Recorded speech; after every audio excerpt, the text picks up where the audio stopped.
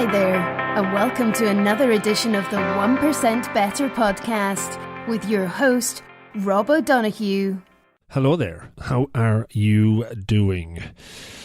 It's episode 111 of 1% Better, and as always, delighted to be sharing out a new conversation, a new interview, and about a topic. This one is around meditation and mindfulness, one that we've touched on before, but we go a bit deeper in this one. So I am still recording these intros on the go and looking for locations and situations where I can actually get it done. So again, if the intro sounds different, that's the reason. So I hope you're well. I hope you've enjoyed last week's episode. It was the one with Greg Herman, House of Herman, fashion designer. Very interesting character from LA, and definitely one to check out online. His website, House of Herman, I think is just undergoing a rework at the moment, but lots of new accessories coming from Greg in the near future, but he's not had a straightforward path to success, so definitely check it out. I've taken a few things from that, and in the notes that I write after every episode, certainly there's been a few sayings and quotes from Greg that I'm tracking and keeping, and maybe we'll share one day in a more detailed version of all of this that I do. Just a quick reminder, if you're in Cork, I am launching or running the first of hopefully a few podcast workshops on the 6th of June, link in the show notes, and as of now it's over half full, which is great because I've no idea how many people would sign up to come along for this workshop, learn how to put a podcast together. As I put the content together myself, put the material together, it's very apparent that 3 hours will certainly give you a high level view and be enough to get started, but to do a deep dive, probably a good few more hours will be needed, considering doing more advanced sessions and maybe recording some kind of brain shark type online course material that might be useful for folks if they're interested. We'll see how the first one goes anyway, but if you are interested, as I said, the link is in the show notes or on the website. If you're in Cork and you want to learn how to put a podcast together and ask any amount of questions, I will be delighted to meet you there and answer them. It's really cool to think that somebody coming along might actually go off and spin up their own show and put something out there that maybe they wouldn't have if they didn't attend. So that's the hope there. All right, okay, so this week's guest, it is Hugh O'Donovan. And Hugh has many strings to his bow. He's an expert in coaching psychology. That's his main focus currently. But he's an author as well. And we talk about the book that he released that I read before the show called Mindful Walking. He's also 23 years experience in the Irish Army. He's an entrepreneur and a fascinating individual for sure, with a lot of experience, a lot of knowledge, and I try to pick that apart during the hour-long conversation. Themes like discipline, focus, self-reflection jump out, absolutely. And given that he wrote a book on mindfulness and how walking can be a form or an informal and formal practice, it was very interesting for me to understand in detail his approaches and his teaching methods. And as aside from getting the book, which I'm hopeful you might do as a result of listening to this, he very generously shares lots of experiences and techniques and tips during the show that you could take on board and potentially implement and practice. But it all comes back to discipline and applying that to your daily routines. That's certainly a theme that comes up through so many of these episodes. One of the few pillars that I think success is built on is discipline and practice. So check out his website. Hugh O'Donovan's website is hoda.ie, hoda.ie. So I'll leave it there. As always, get in touch on social, drop me an email, let me know if there's another guest that you would like, maybe a different perspective on meditation or a different topic that I mightn't have touched on so far. I'm all ears and look forward to hearing from you. All right, have a great day, week, weekend, whenever it is you listen to this, and hopefully you enjoy this chat with Hugh O'Donovan. Good luck. This week, this episode, I'm on location. Delighted to be here in the office of Hugh O'Donovan. Hugh, welcome to the podcast. Delighted to be here, Rob. Thank you. Thank you for agreeing to do it. I know we've been teasing this one for a while as well. As I said at the start of the most, I'm hard to try and get these kicked off, but once we're going, they're always great. So Hugh, I read your book before Christmas or just over the Christmas period. Fascinating read, brilliant piece of work. What struck me about it, obviously so many learnings from it, your writing style. I really enjoyed the style of writing. So I do want to talk about the book, about writing. I do a bit of writing myself, so some tips there selfishly would be great. But I think it's very important to learn a bit about the person behind the book and your own journey or story. We do have only an hour, so probably can't go into too much detail, but I'm interested to know about mindfulness and where did that all begin for you? When was the first time you stumbled across it in a kind of walking context? I suppose it's part of a long journey, really, Rob, in many respects. I've always been interested in performance, and that's going back to my army days, serving in various places, dangerous and challenging environments, and understanding how people cope with the challenges that they face. Also, it's a kind of a theme running through it all through my sporting background in rugby, playing on odd occasions with Munster back in the day, and more recently my return back into psychology, general psychology, and over time exploring the emergence and the relatively recent emergence of what they call coaching psychology. And it could be understood as the applied side of positive psychology, the science of positive psychology. And in that sense, you can study all of the academic, and it's very important that it's evidence-based and grounded in solid research. But at some point along the way, you're invited to look at the strategies, what actually works in terms of improving performance, in terms of lifting mood, in terms of promoting well-being. Mm-hmm. And in that sense, the evidence points us towards really just three fundamental areas. One is appreciation and savouring. There's very solid evidence around that. And if we develop that kind of orientation towards life and develop that sense of gratitude just to have this opportunity, the evidence is solid in that respect. The second area is around what they call acts of random kindness. Mm-hmm. Again, a solid base of evidence there. And finally, this whole area of mindfulness and an increasingly emerging solid base of evidence around that as well. And again, just characterized by the recent emergence in its own right of contemplative neuroscience, mm-hmm. which is adding to that base as well. So that it was through my journey of exploration and study and that I came upon this idea of mindfulness. And this is going back, 10 or 15 years now. Mm-hmm. And I suppose the invitation then is to experiment with it yourself, mm-hmm. A kind of an ongoing case study in your own practice, and incorporating it into your own experience.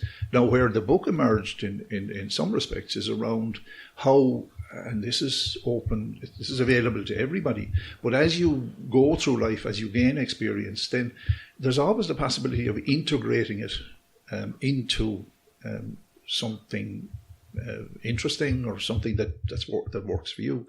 And in that sense, my background in the military, I would have spent lots of time walking and sometimes not appreciating the actual benefits of it, and the physical benefits of movement, but then taking that movement and also the notion of mindfulness and focusing your attention and learning the skills of focusing your attention, then the two came together and the book emerged in that context.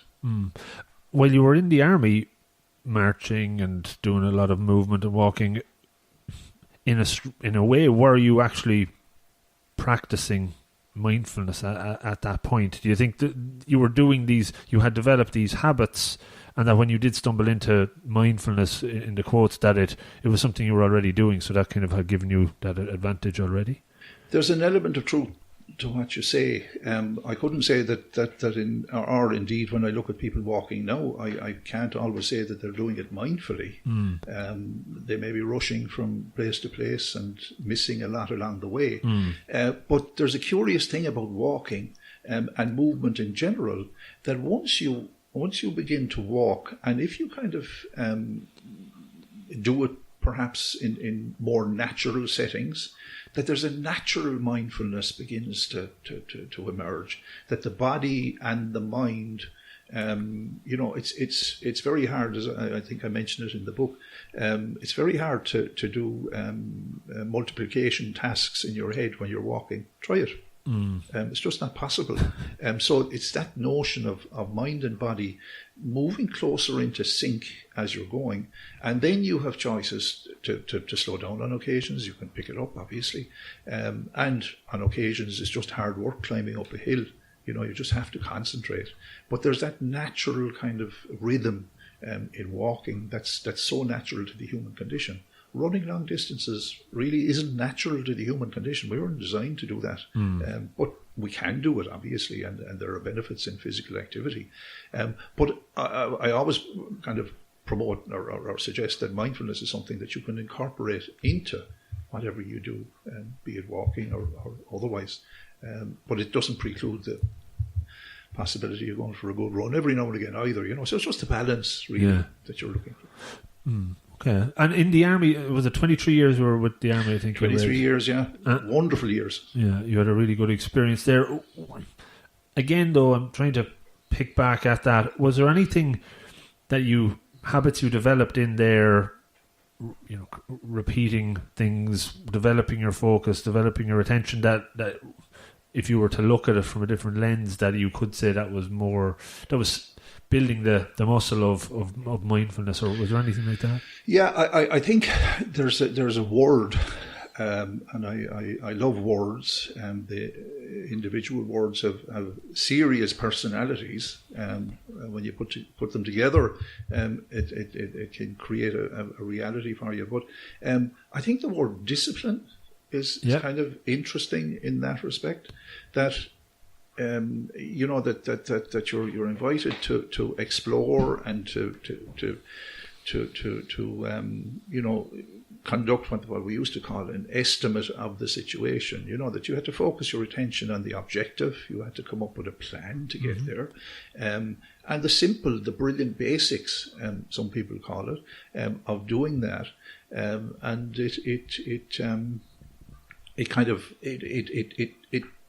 it promotes a discipline. And really, when I look at mindfulness and what it invites you to do, is actually to approach your experience in a slightly more disciplined way, so that you can actually be with it. You're not reacting automatically. You're not on autopilot. You have those skills where you can slow down and be present to whatever needs your attention from time to time. And that is the practice of mindfulness, being present. Mm-hmm. Very good. Would you say you've a busy mind? Again, on occasions. On occasions, it can be quite busy, but I do think that in the practice over years, and this is just, I can only speak for myself, but that actually developing this practice and building the muscle of mindfulness, it's not so much that you don't have a busy mind, but you're fully aware of it. And then you're left with a choice. Do I just take a moment to slow down, to let things pass or whatever? Do I notice that I'm getting attached to whatever the thought is? Do I notice where it's emerging in my body? What sensations are emerging in that respect? And then I'm left with a choice to breathe and to be with it. And in the absolute certainty that whatever negative thought you might have in your mind, however busy your mind is, that will pass as well. It always does. Whatever sensations you're feeling in your body, for the most part, will pass. And Now, it may be painful, it may be difficult, and very painful on occasions, but at the same time, having this ability to be with thoughts and sensations and emotions and feelings in a different way gives you more scope. And we all have busy minds, and the world is just a busy place at the moment. Mm-hmm. But I do think that having this skill is the calling of our time, I believe. Mm-hmm. Yeah, well, I definitely agree. As you started to work your way into the world of maybe psychology, during the army days, did you do anything in the areas of psychology? No, not originally. I studied, as it so happens, I studied sociology with our current president, Michael D. Higgins, a fantastic lecturer. But again, the same kind of principles, we're just talking about a different scale, a different context. So, behaviour in societies was something that influenced me profoundly at the time. And behavioural change in society. So they're not too far removed in that sense. But I did go back after I left the army. I went back to general psychology. And was it the draw when you were deciding to leave the army? It's the whole running away, running towards something. What was the pull towards? What was your drivers, I suppose, for that? Well, again, at a personal level, transitioning for us all is a challenge, and I would say that in transitioning from the army into civilian life was a challenge for me, like it is for lots of people. And while I had a very clear idea of where I was going at that stage, and I wanted to get involved in business and whatever, over time, in that initial period, a kind of what I now understand to be a clearer understanding of values emerged. So it was a curious kind of thing, in the sense that I was in business, and if you're in business, then probably your priority is to make money. Mm-hmm. But I found after a little while that that really wasn't driving me to the extent that perhaps it should have been. Mm-hmm. And I couldn't see myself over time continuing in that particular direction, in that particular vein.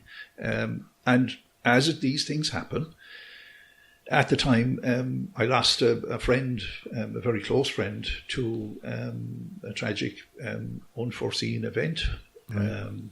And I struggled with that as well, to understand why would somebody, find themselves in that position where they lost hope, and took that course of action. So it kind of brought me back into that area of reviewing and reflecting and kind of restating my own personal focus for the rest of my journey. And I suppose the background in the army is profoundly one of service. It's service in a particular, be it at home or abroad or whatever, and particularly the Irish Army. We're a peacekeeping nation, a peacekeeping force, and that sense of service was kind of always there with me. And my family background would have been in teaching and that type of thing as well. So, yeah. So you mentioned values. So when that incident happened with your friend, and it sounded like business wasn't what it was cracked up to be for you, did a reset? Did you go through any process or technique or to kind of reset to say, this is where I want to go now, this is what I really want to go after? Yeah, interesting question, because, with all of my skills, with all of my decision-making skills and problem-solving skills, developed through the army and that sort of military education, I didn't. I can honestly say I didn't. I could have benefited probably more with somebody with what I now understand to be a coach or a coaching psychologist, perhaps, to bring a bit more clarity. But I suppose what stood me in good stead was that I always had a sense of what I wanted to do, and even though I wasn't able to kind of understand it in the sense of values, goals, and actions as I do now. Yeah. I just probably had that somewhere lurking in the back of my head, and I kind of maybe not absolutely consciously made that decision through a decision making process, but I did kind of feel that if I wasn't congruent with those values that were important to me, then I probably would be feeling the stress and the strain of just pushing the boulder up the hill. In that sense, So I don't know. Does that make sense? It does. I think talk about conscious and unconscious, and how you find your internal instinct, if you want to call it, that intuition brings you into that direction. Probably similar from that perspective, but when you look back and you have labels for those terms like goals, and it makes a whole lot of the aha moments probably happen then. I think so, yeah. But having said that, this is the curious thing about setting out on a journey, which I 2 or 3 years ago experimented with in practical terms, but beyond a kind of a fuzzy idea of where you want to get to, and that's a kind of a gut instinct, I think, in many respects. But beyond the fuzzy instinct, then it is about every step. It is about building that, and I suppose if your boundaries are kind of reasonably clear to you, if your values are signposting the way for you, then you're not probably going to go too far wrong. You may divert occasionally along the way, but then the goals they're congruent, as I say, and insofar as the next step and the actions that are required, they just kind of they make sense, I suppose. It doesn't in many instances reduce the pain. There are days, or the challenge, or the difficulty, or the stress of it, but there are days. But at least if you have that sense of direction, then it and over time stuff happens along the way that makes sense in the context of that. And I think my particular journey has made more and more sense to me as I go.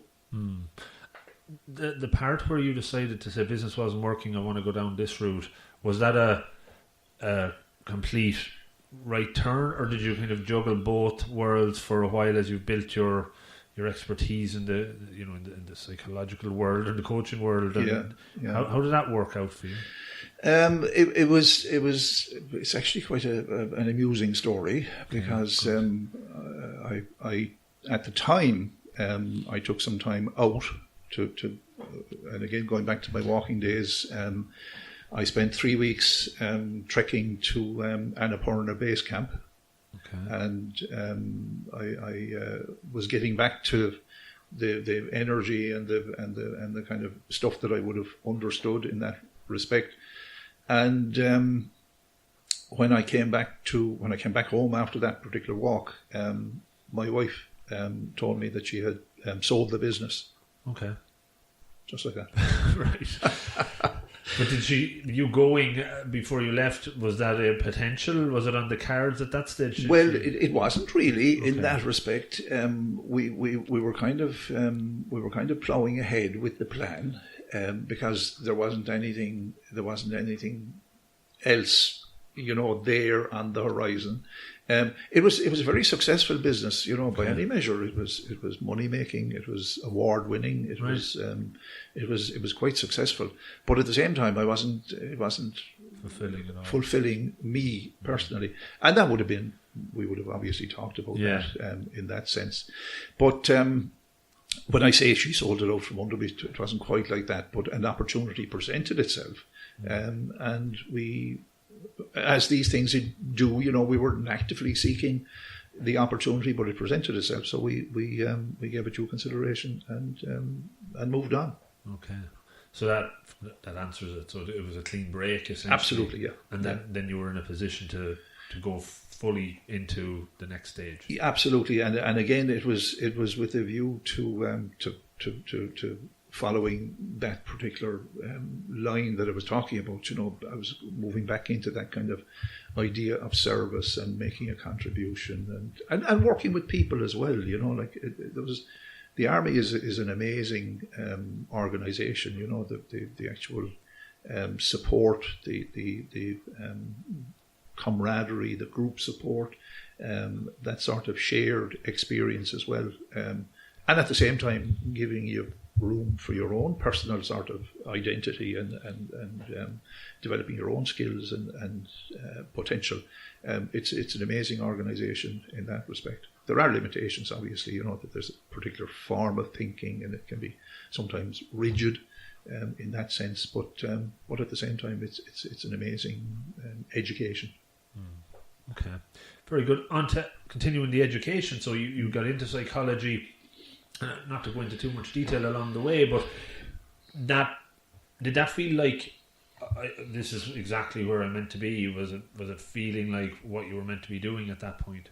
It did, yeah. You know, at the end of the day, really, when you talk about psychology, while I might be a psychologist as such, and I might have studied it, I am of the opinion that we're all psychologists. There's no great mystery about that, because we're all trying to make sense of a world where it's difficult at times to make sense of it. It's difficult to be clear about the meaning of it all. So in that sense, my curiosity, I suppose, I am curious by nature, and I wonder in that sense, you know, and around when I mentioned earlier about performance, you know, what's actually driving it, what's holding it back, what are the obstacles, what are the, you know, and that I now understand around thinking, around emotions, around behaviour, habits, and the development of those, and understanding those in a better way, and coming up with strategies that are likely to give people the best chance to achieve what they want to achieve. Very good. Positive psychology then is an area you've really focused in on. Maybe talk a little bit about that, your experiences with it, I suppose what it's all about. Yeah, well, look, positive psychology is quite simply the science of flourishing. That's it, in a word. In many respects, and when you look at psychology as a science, and general psychology as a science and a discipline, it's relatively young, but for the most part, it has focused on mental illness. That's been and it has done so very well and very successfully, and a lot of really valid and important stuff has emerged out of it. But the unfortunate thing, perhaps over time, until Martin Seligman, who would be characterized as the father of positive psychology, emerged, I think maybe just 15 years ago, not too many years before that, when he became president of the American Psychological Association, he kind of realized that there was an undue focus on mental illness, on the problem, on diagnosis, on the medical model of diagnosis. And in that kind of focus, the person sitting in front of you, that human being, thinking, feeling, behaving, can get lost in that medical model. And I suppose what he invited was a rebalancing, perhaps. We need both, but a rebalancing and a refocusing on mental well-being, flourishing, as opposed to mental illness. And I suppose that has actually been part of my own journey as well, where I've moved back closer to the boundary between mental illness and mental well-being, and languishing and flourishing. And we characterize that now in the research and work that we're doing. We characterize that as beyond zero. So mental well-being and flourishing is beyond zero. So there's a notional point, if you kind of understand human performance as a continuum from, let's say, -10 to +10, right. And that break-even point is zero. So beyond zero, you know, we can all find ourselves below the line from time to time, depending on life events and otherwise. But we're all entitled to flourish. We're all entitled to as I say, mental illness is something that affects us people from time to time and very harshly on occasions. But mental well-being is for everyone. Mm-hmm. And in that sense, much of my work now is with who I would characterise as the worried well. The worried well. So it's...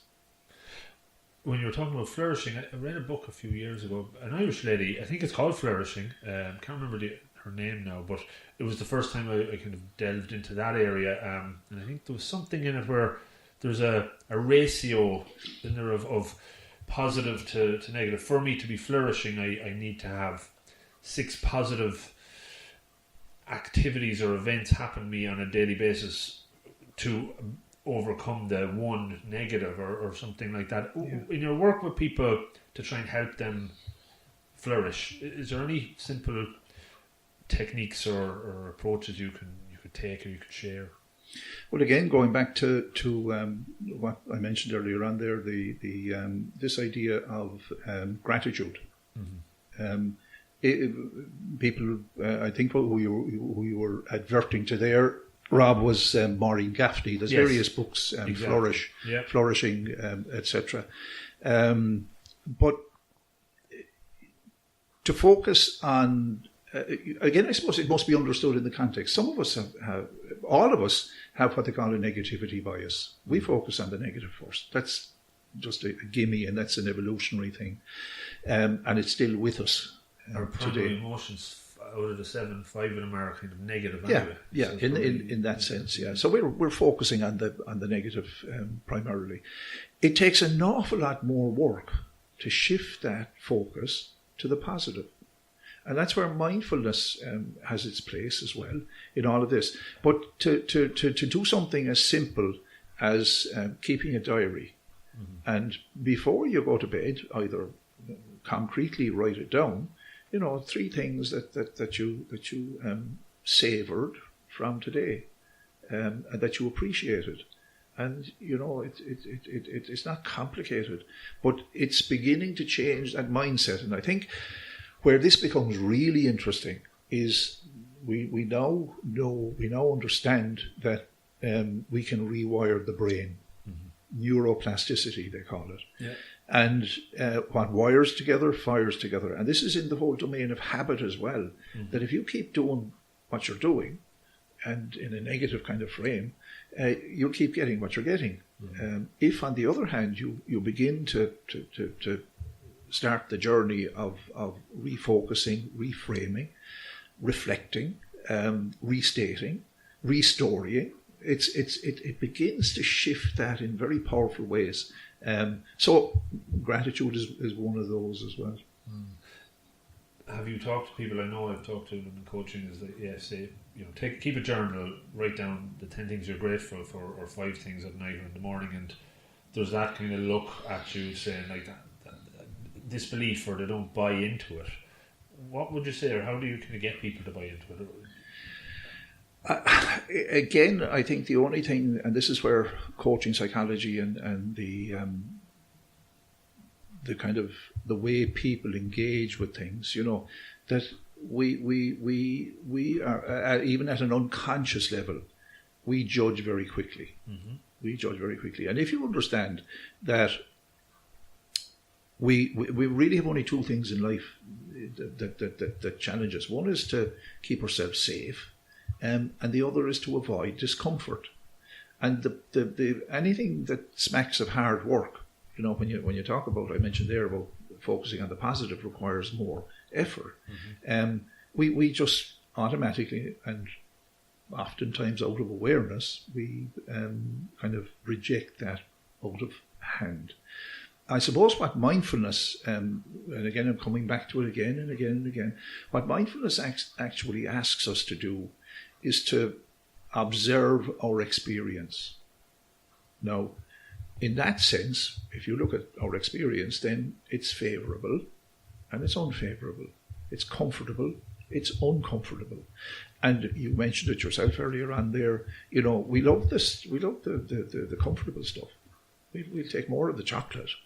But when it comes to anything discomforting, then we tend to shut that down very quickly. That is unfortunately, and I suppose the world that we're living in is giving us all sorts of excuses to make ourselves more comfortable. But in my view, and the evidence and the emerging science, neuroscience of all of this is, and this goes back to ancient wisdoms, Buddhist wisdoms as well, that you cannot really appreciate comfort unless at some level you understand discomfort. And I have looked at that, I've explored that in terms of the evidence, and increasingly it's about actually developing the discipline, when the word again arises, the discipline of being with what you find uncomfortable and what you find comfortable. And you talk about practical strategies, and I just ask myself every morning to just explore the edges of my own discomfort before I head out into the day. And that involves a cold shower at the end of my morning ablutions, as we might call them in the army, and just to be with that and the edges of that discomfort and just see what happens. Don't judge it. Some people just say that's madness.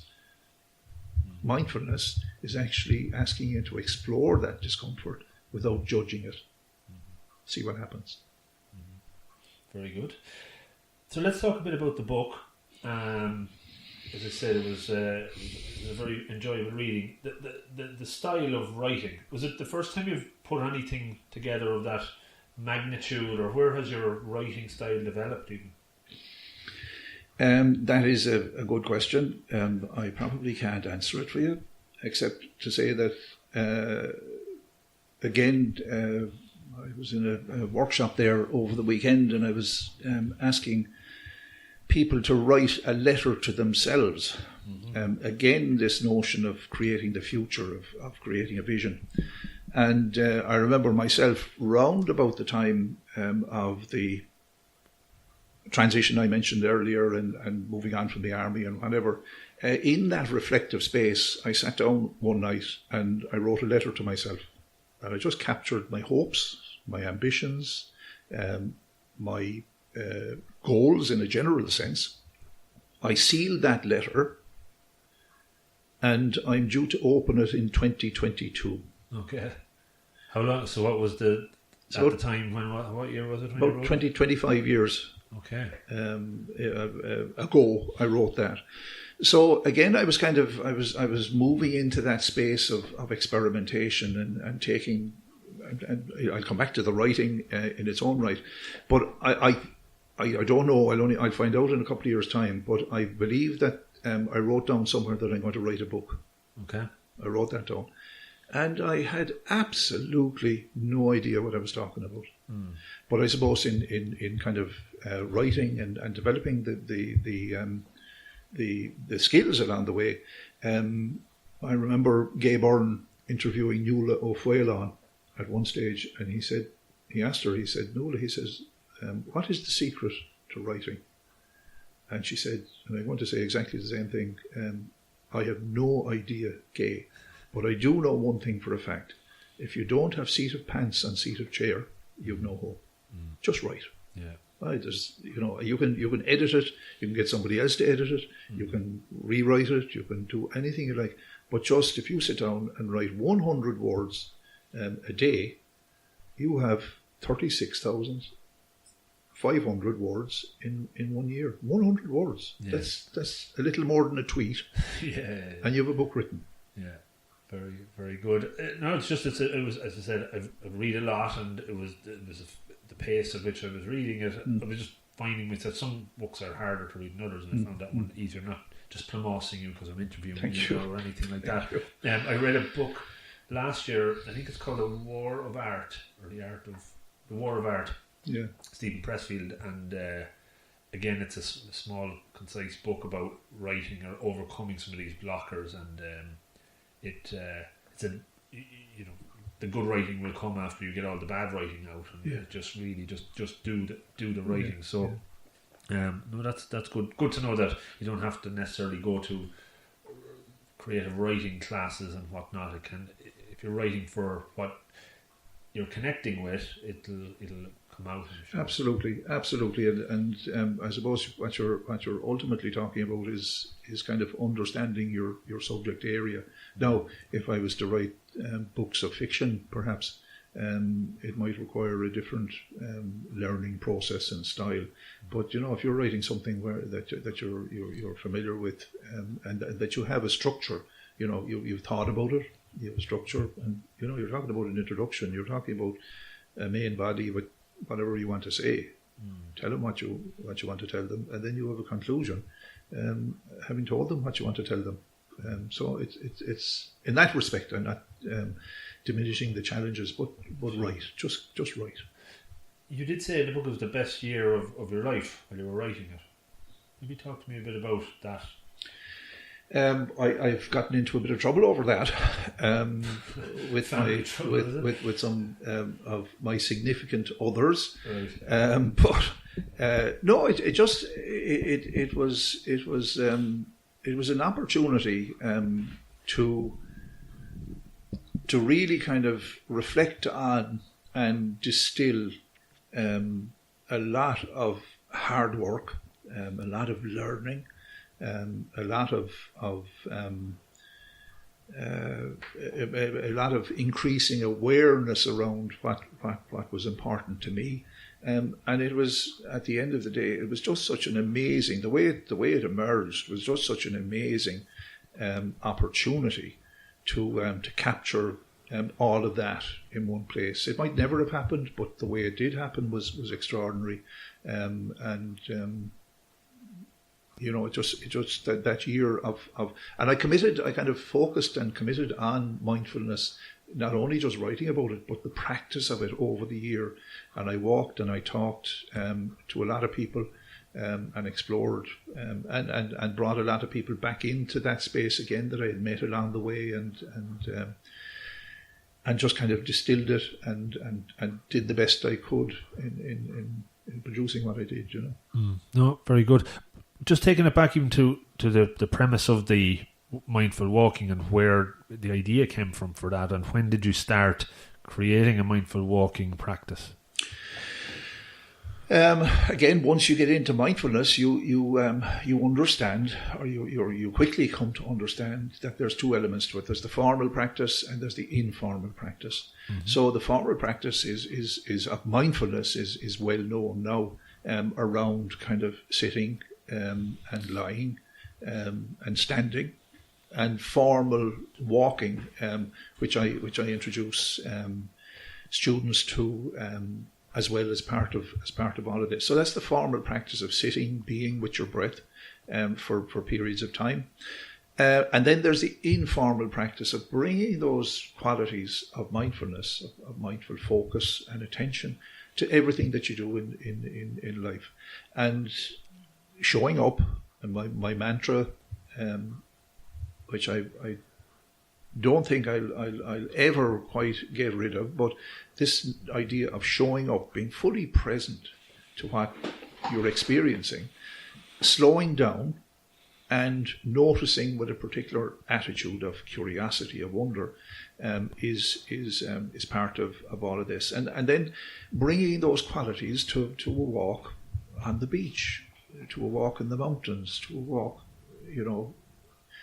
along the Corriheen River here in Bishopstown, bringing those qualities where you can hear more, where you can see more, where you can feel more, where you can touch more, where you can smell more, is just the practice of mindfulness. And then what is ordinarily invisible to us, and can be very invisible to us in the way we go about our lives, suddenly becomes visible. And then with this attitude of appreciation and savouring and gratitude, you can actually you can feel that in a very kind of visceral way. You can feel it in your body. To stop along the Corriheen River there and to see a grey heron standing majestically in the water. I see people running along that pathway and they never see that grey heron. Mm. So it's just that kind of attitude in terms of how you relate to life, is where it begins to become magical. For folks that are starting to do mindful walking or any type of mindfulness, but definitely walking, and they get distracted, they may make their first 10 steps and they're very present, and then they're just gone. Do you have any approaches or triggers to keep them, bringing them back? Yeah. The only time, and this is where it begins to drift and otherwise, but the only time that you know that you're fully present to any experience, that you're fully present for your children, that you're fully present for those you work with, for your friends, for anybody, the only time that you know for an absolute fact is when you're aware of your breath. Mm-hmm. This is the breath, the life-giving, energizing, powerful way of being present. And once you're aware of your breath, you're here, you're now. You're not time traveling. You're not in the future, you're not in the past, you're right here. So stick with the breath. Right, breathe. In breath, the out breath. Mm-hmm. The in breath, the out breath. And you can do that at any time during your day. You can do it before you go into work in the morning. You can take a couple of minutes, moments even, to do that, to create the intention to slow down periodically during the day. And the only time that you know that for a fact is when you're aware of your breath. Mm-hmm. I agree. There's a couple of sections in the book where you touch on two acronyms, FORM and FARM. Maybe you could explain one or them, or how that all kind of ties in. Yeah, I suppose one of the things and mindfulness in its practice, the formal practice of mindfulness, can be kind of esoteric, and people have different ideas about it, and that it can be kind of woolly and vague and whatever, But I suppose this is really just a kind of a handle that you can maybe hang your practice on. But when you do sit, or when you are focusing on being mindful, then this acronym of focusing your attention, and then bringing this notion of observing your experience, observing it without judging it. There are a couple of pillars to mindfulness, 7 pillars to mindfulness. One of them is non-judging. Another one is beginner's mind, translated into kind of curiosity. But once you focus with that sense of focus and that attitude, and observe what's going on, then it's a form of reflection. It's a form of reflection, and you can reflect on whatever it is you're experiencing. And you can, rather than the automatic kind of negative focus that we sometimes bring to our experience, you can actually kind of shift that a little bit. And how I characterize that is making new meaning.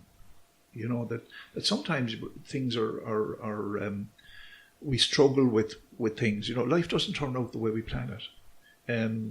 We didn't get that job.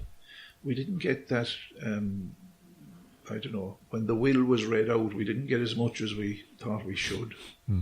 And in that sense, we just, we kind of move immediately to take offense. We move immediately to perceive it negatively, to interpret it negatively. And we can carry that with us, and many people do, carry those weights and that heaviness and that pain for a lifetime. Whereas if you look at this kind of acronym to focus, just observe what's really going on, reflect, and then make some new meaning that actually works better for you. Maybe in that sense of mindfulness, you might choose to let go. Maybe in that sense of mindfulness, you might choose to lighten up.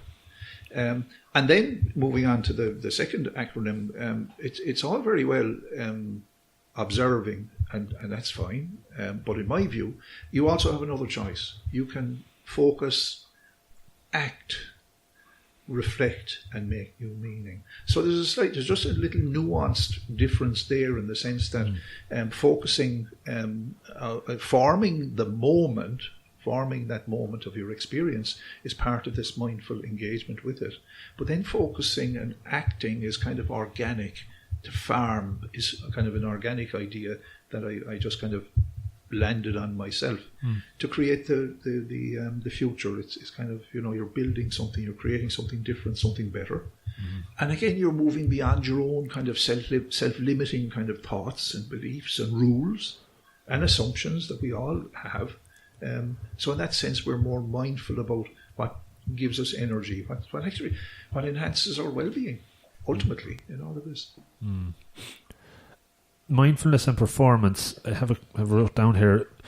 I thought about this. Is mindfulness a performance enhancing drug? What would you say to that? Because I know you're very fascinated about the performance piece as well. No is the answer. Okay. When I say no, what I would try to explain is that mindfulness isn't really interested in performance. Okay. That adopting this mindset isn't interested in actually changing anything. The fact that it does change is a separate thing altogether. And I think this is a kind of a distinction that in observing what is, it is what it is. It's painful, it's comforting, it is what it is. But in not getting sucked into the story that can emerge out of all of that, I don't like the discomfort. I wish she'd behave differently to me. He'd behave differently to me. I wish I had got more. In all of that sense, you get sucked into the story, and again, it affects your performance. If, on the other hand, you just adopt the attitude of being with whatever is, and having a relationship which is neither, how would I say, it doesn't expect anything of the positive stuff or the negative stuff, then performance changes and can actually improve in a more beneficial direction for you and for those you work with and live with in that sense. So I'm taking from that the perspective of don't start practicing mindfulness just because you want to have a performance improvement. Practice it for the sake of it. Yeah, I would ask anybody to if you're going into mindfulness, and there are some people who engage with mindfulness and they're already setting themselves up for failure. I want it to be a particular way. I want to improve my performance. I want to be the best mindfulness practitioner that I can be. Yeah. You're setting yourself up for failure. Mm-hmm. If you just commit to be with what is, then breath by breath by breath, then stuff changes. Mm-hmm. Stuff changes in a magical way. And it's not that you are, how would I say, it's not that you're looking for specific answers or specific improvements or whatever. It's just that in choosing to be there, things change in their own way. The way they were meant to change, perhaps. Mm. Over the last 15 years, I think is how long you've said you've been dipping your toe in this and immersing yourself now. How have you seen the attitude of it change, how it's perceived? Really, really interesting changes in all of this. What was kind of a peripheral, new age kind of practice is now, and this, in my view, is because people who are looking to the evidence base are actually beginning to understand it in a different way. It was never really any different in some ways, that those people that can focus their attention, that can actually have this ability, this skill, and it's not part of education, mainstream education, to any great degree. It's changing, it's improving. Mm. But people that can focus their attention, and this is just to narrow it down and to expand it, have just greater flexibility and scope to experience life in more beneficial ways. And I think that the evidence is suggesting that and once you take away the kind of the kind of religious connotations, everything that I talk about in terms of mindfulness is very secular. It's a science. I ask people not to believe anything I say, and I say that genuinely all of the time. The invitation is to experiment yourself. Mm-hmm. Yeah, no, I definitely agree. I think I was at a presentation not so long ago with Susan David. Have you know Susan David? Emotional Agility is the book she has, and she brought up the example of people in business taking on mindfulness as another thing they have to do to be, and that's the challenge. What's your take on how it's become so buzzwordy in the corporate world, and where do you think it'll all go? There is obviously a particular overlap between the coaching and the coaching psychology I mentioned earlier on, and mindfulness based coaching psychology. I have fears myself that mindfulness and coaching in its own right is just another sort of technique to get more out of the system. But I do remember, and he's since passed on, but some of your listeners may be familiar with Sir John Whitmore. But I'm going back 15 years or so to an early conference in the British Psychological Society, the special group in coaching psychology. And I remember listening to John, and he said something really kind of profound. And again, I suppose it depends on how you choose to use coaching or how you choose to use mindfulness. But the reality is that we're facing some significant challenge globally, societally.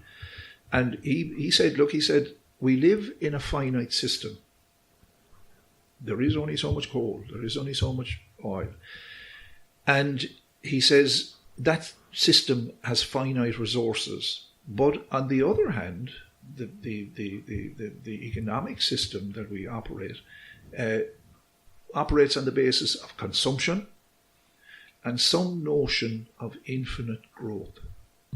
Everything about the system is about growth, infinite growth. So once you begin to see the tension between that finite system and infinite growth that John Whitmore mentioned, then you begin to see some significant feedback that we're getting. And you can see it all around. There are deniers, obviously. But if we stick to the science of what's going on, the science of climate change, the science of population, etc., some of us are looking at mindfulness and coaching as facing a much bigger challenge to change mindsets, to nudge people towards behaviours that are likely to keep us in this game. I look at my own children. I perhaps look at their children's children and their children's children. We have a very short-term frame in terms of our own psychology in the challenges that we face. So I suppose, to answer your question, I have my doubts that all of these really kind of powerful areas of learning and research and practice might not be used in all instances for the right purposes, perhaps. Is it actually the well-being of those people that are working, or is it in the service of that infinite growth that we talk about? Big question at this time. Yeah, an interesting answer. It's a definitely profound perspective that Whitmore had shared on it. Coming up to time, Hugh, it's been very interesting. I do want to talk about maybe a little bit about the future as well. What's on your radar? I know you mentioned you were doing some writing this morning. Are we expecting a follow-on, a sequel, or anything new coming? Yeah, there is the possibility of that, but there is a more immediate challenge around research in this whole area of coaching psychology, and but I said earlier on there that this journey has emerged in kind of ways that I might not have anticipated. But my own particular orientation, my own personality is optimistic, is positive, future oriented, and I like working with people in that frame.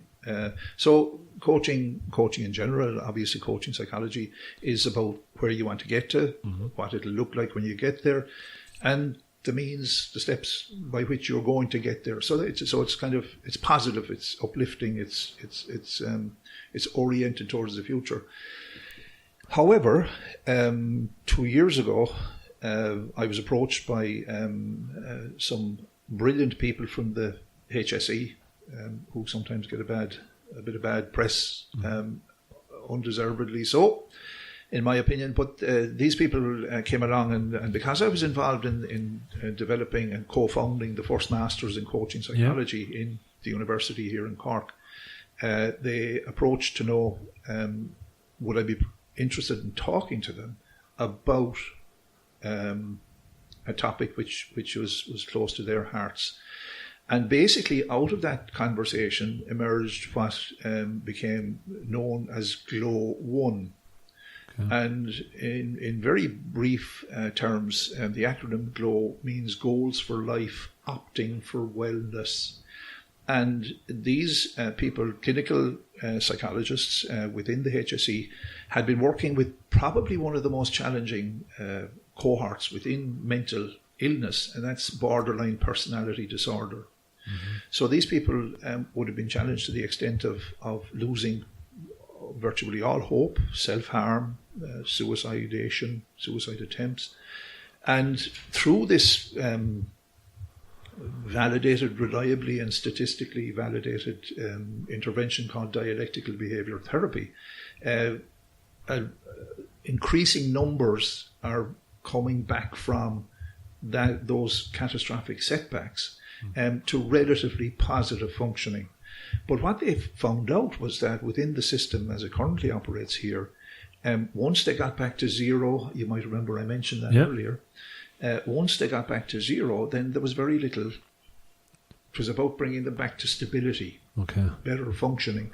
But beyond zero, there was nothing there. So hence, our conversation started, and I designed an intervention, a cognitive behavioral solution-focused, mindfulness-based intervention, with a small participant group.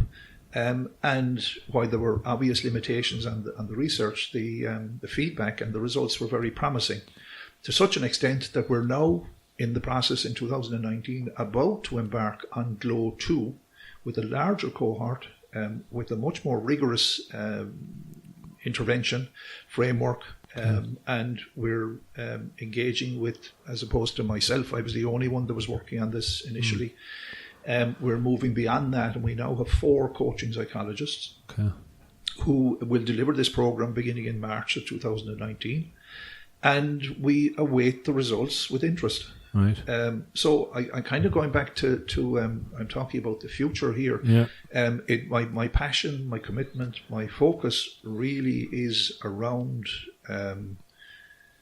that whole area of coaching psychology and what it can actually deliver on this continuum of mental illness, mental health and well-being, and in this instance, just beyond zero. So what would coaching psychology traditionally would be kind of understood in terms of the worried well, let's say, but, while it was looking at health and well-being, it was organizationally based and business based in some respects.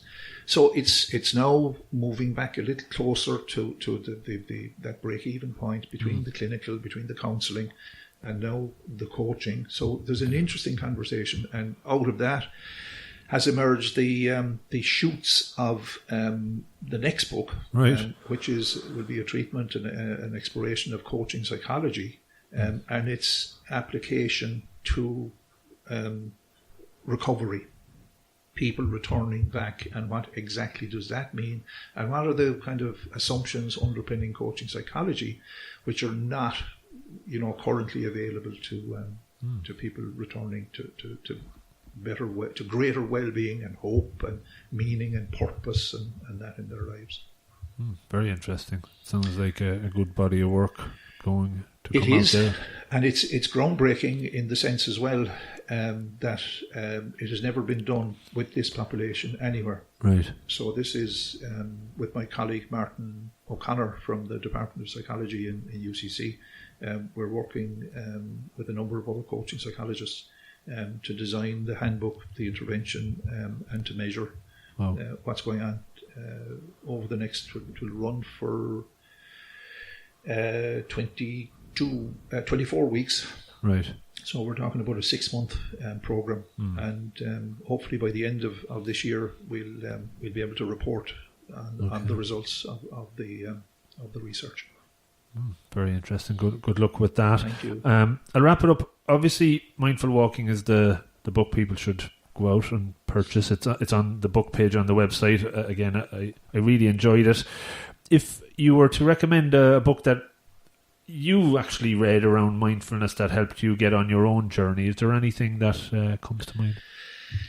Well, there's lots of them out there, and I suppose when you look at mindfulness, you can't really go much further than John Kabat-Zinn to start your exploration. But having spent some time in Oxford University and with the Oxford Mindfulness Centre, I think that there's a really useful, practical book written by Mark Williams and Danny Penman. Mark Williams is the professor in the Oxford Mindfulness Centre, and he's done some really kind of solid work around mindfulness-based cognitive therapy. But in that sense, there's lots of nice. A friend of mine there gave me a book recently, Mindfulness for Dogs. Right. And it's fantastic. It just captures all of those things, But I suppose if you want to deepen your exploration, then you couldn't go far wrong with Mark Williams or Kabat-Zinn. Okay, brilliant. I'll add those as well. Been really fascinating to hear your story. I enjoyed listening to you for the hour or so. Hugh, before we wrap up, maybe just shout out how folks can get in touch with you, your website, and follow what's up. Yeah, well, look, www.hoda.ie, and just as for anybody who has a curious bone in their body, develop it, shine it, just stay curious about all of this, because I was not to know this until quite recently, but the acronym HODA is obviously, as I said, Hugh O'Donovan and Associates, and it's my website. But I spent a share of my early career in the Middle East, in Lebanon, and places around there. But the word HODA is also an Arabic word, and it can be translated in a number of ways. But it's a female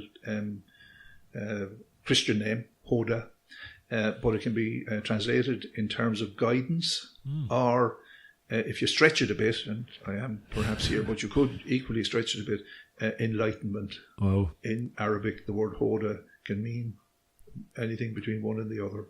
So, you obviously knew that all along, though, didn't you? No, I cannot say that, and I'm drawing absolutely no conclusions, causation or correlation. I'm just stating a fact. There's something in the stars there, so I guess. Brilliant. Well, that's the website, that's the story. The book is out, and look forward to releasing this episode, Hugh. Thanks so much. Thanks, Rob.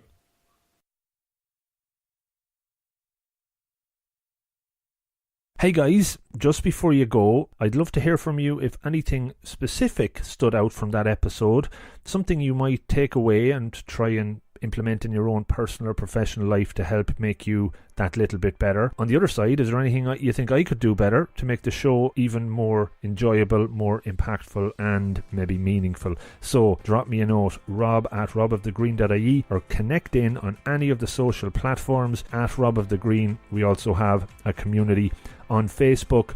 Check that out. If you're really enjoying the show, maybe you could try and leave a rating or a review on iTunes, Apple Podcasts app. Go in there, give us a rating, let us know how we're doing. That'll help with the ranking of the podcast up those charts. The more folks that potentially see it, because we're high up, the better. The more that might listen that never heard of it before. And the goal of the show is to try and reach more and more people and have that impact more and more. So that's down to you. Please do help me with that.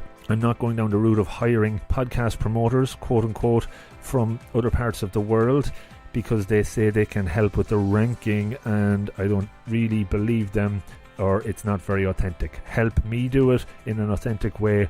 I'd really appreciate it. This year I'm going more all in on Patreon, so it's $3 a month. You can sign up, subscribe to Rob of the Green on patreon.com. That will give you access to Patreon only content. Nearly all the episodes of the 864 podcast are on there, and new ones will be added only there. The 1% Better show will have early releases there, but will still come out for free on robofthegreen.ie. There'll also be live shows this year, some phone-in shows, extra content. €3 a month will, hopefully, the more folks that subscribe, allow me to do more and more stuff on there, add more and more content. At the end of the day, that's the price of a pair of socks, maybe, that you might lose, or a coffee. One way or the other, it's up to you. If you want to join, you'll still get free stuff otherwise, but if you're enjoying what we're doing, help us grow, help us expand it.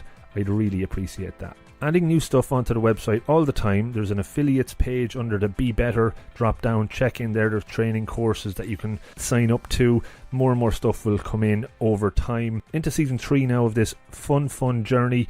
Huge learning. Hopefully you're getting something from it too. Stick with it. Let's keep going. Enjoy the journey even more. Have a great day, week, weekend, and thanks for checking it out. Good luck.